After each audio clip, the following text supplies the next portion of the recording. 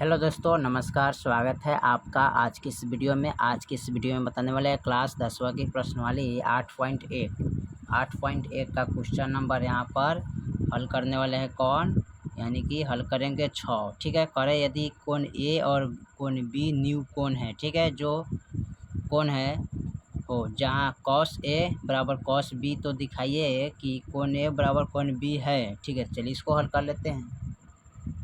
चलिए तो सवाल नंबर क्वेश्चन 6 यहाँ पर नोट कर लिया करें। यदि कोण ए और कोण बी न्यू कोण है जहाँ cos ए cos बी, तो दिखाइए कि कोण ए बराबर कोण बी है। ठीक है। सबसे पहले हम क्या करेंगे, यहाँ पर एक समकोण त्रिभुज बना लेते हैं। ठीक है।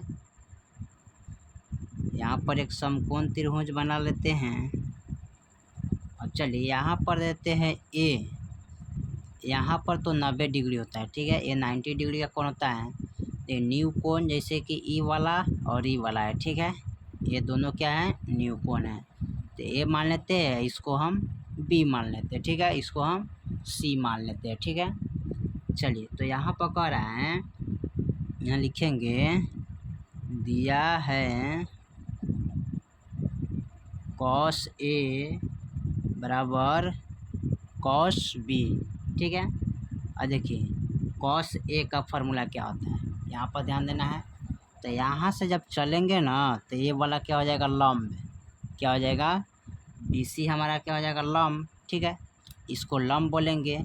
और AC क्या हो जाएगा, आधार हो जाएगा। ठीक है। यहाँ पर क्या हो जाएगा, आधार। ठीक है। तो इसको क्या लिखेंगे, यानी कि यहाँ पर लिखेंगे इसको।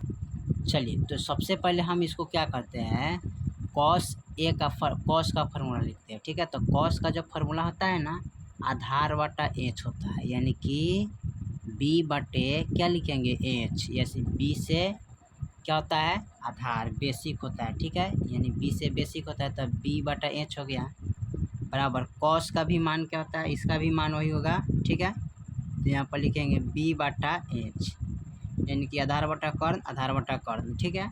अब यहाँ पर कह रहा है b बटा h का मान देखिए क्या लिखेंगे, तो ए से चलेंगे। ठीक है। कोण ए से चलने के लिए कह रहा है, यहाँ भी ए है, यहाँ बी है। ठीक है। तो ए से जब चलेंगे तो ये वाला यानी कि BC क्या हो जाएगा, लंब हो जाएगा। ठीक है। और यहाँ AC क्या हो जाएगा, आधार हो जाएगा। ठीक है। तो यहाँ पर क्या लिखेंगे, AC लिखेंगे, क्योंकि यहाँ से चलेंगे तो ये लंब, ये आधार। तो यानी कि B से बेसिक होता है। ठीक है। यानी कि आधार होता है, तो आधार का मान AC हो जाएगा। ठीक है। तो यहाँ पर लिखेंगे AC। अब बटा देखिए, अब बटा यहाँ पर h है, तो AB क्या हो जाएगा, AB। तो यहाँ पर लिखेंगे AB बराबर, अब कर रहा है B से, तो यहाँ से चलेंगे, इस कोण से चलेंगे तो ये हो जाएगा लंब, ये हो जाएगा आधार। ठीक है। तो यहाँ पर आधार का मान क्या है, B है, तो यहाँ पर BC हो जाएगा। ठीक है। तो यहाँ पर लिखेंगे BC। h है तो AB। ठीक है। तो AB यहाँ पर लिखेंगे, तो यहाँ हो जाएगा AB। ठीक है।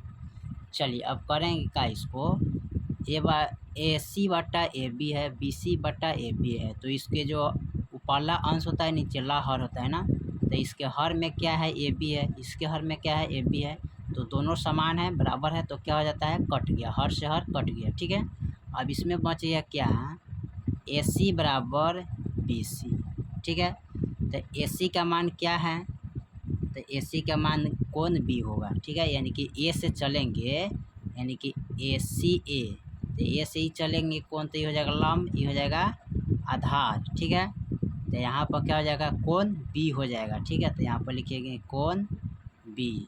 अब यहाँ पर देखिए BC है, तो BC यानी कि यहाँ से चलेंगे तो ये वाला कोण हो जाएगा, तो कोण A हो जाएगा। ठीक है। तो यही तो था, आप लिख सकते हैं इसको को, अतः दोनों बराबर है। ठीक है। यहाँ पर लिखेंगे अतः सिद्ध हुआ कि कोण B बराबर कोण A या कोण A बराबर कोण B है। ठीक है। ये आपका सिद्ध हो गया। तो इसी तरह आप इनको हल कर सकते हैं। ठीक है। इसको सिद्ध करना था ना, AC बराबर BC, यानी कि कोण B बराबर कोण A, चाहे कोण A बराबर कोण B। ठीक है। चलिए तो क्वेश्चन नंबर 6 कंप्लीट हो गया। फिर मिलते हैं अगले वीडियो में, तब तक के लिए जय हिंद, जय भारत।